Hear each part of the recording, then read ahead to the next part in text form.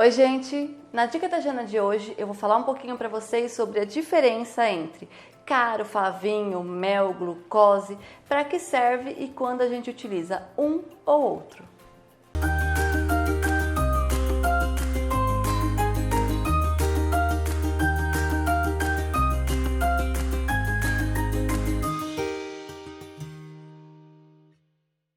Eu sou Janaína Skonik e na dica da Jana de hoje a gente vai falar um pouquinho sobre esses alimentos aqui. Caro, favinho, mel, glucose. Primeiro, para que eles servem? Eles servem para ajudar a gente a quebrar a cristalização do nosso doce. Por exemplo, se eu vou fazer um brigadeiro ou se eu vou fazer um recheio de bolo e esse meu brigadeiro ou esse recheio vai muito açúcar, a chance de cristalizar é muito grande.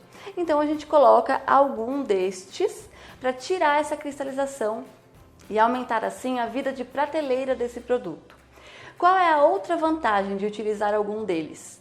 A vantagem é que a gente consegue maior elasticidade e maior brilho. Por exemplo, se eu vou utilizar numa trufa e eu coloco algum deles na minha trufa, essa trufa não cristaliza, fica mais elástica, então quando a gente come, a gente sente ela mais sedosa e o brilho é muito maior. Agora, como é que eu sei quando eu vou utilizar cada um deles?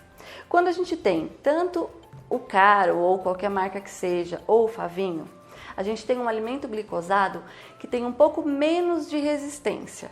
Então eles vão ajudar a tirar a elasticidade, aliás, vão ajudar a tirar a cristalização, vão aumentar a elasticidade, mas não vão deixar o seu doce tão puxa. Eles são um pouquinho menos fortes. Depois a gente tem o mel, que assim como esses dois, também não é tão forte no efeito de elasticidade, mas tem um sabor forte. Então muitas pessoas optam por utilizar um desses dois por conta do sabor do mel. Em contrapartida, muitas pessoas preferem o sabor do mel, então utilizam o mel. Na massa de pão de mel, por exemplo, se a gente utilizar qualquer um dos três, a função vai ser a mesma, mas o sabor do mel é característico e a gente precisa do sabor do mel para as massas de pão de mel. Já a glucose, quando a gente utiliza a glucose, é quando a gente precisa de preparações que fiquem com um efeito mais elástico. Então, se eu vou confeccionar uma pasta americana, se eu vou fazer um brigadeiro, quero que esse brigadeiro tenha uma vida maior de prateleira, quero que ele não cristalize, aí eu utilizo a glucose, porque ela é bem mais elástica. Então, esse efeito puxa dela é muito maior do que o dos outros. Mas atenção, se você for utilizar o caro, o favinho ou o mel nos seus doces, o ponto é o mesmo. Ponto de enrolar, ponto de brigadeiro de colher, você vai mexer na panela no ponto que você já está acostumado.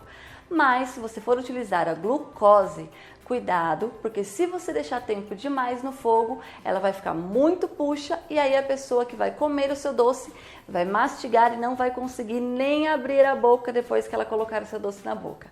Então tomem cuidado com a quantidade e também com o tempo de fogo, tempo de preparo do seu doce quando utiliza a glucose.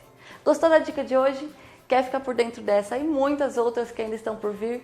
Então fique ligadinho nas minhas mídias sociais, assine meu canal no YouTube que todos os dias tem dica nova para você.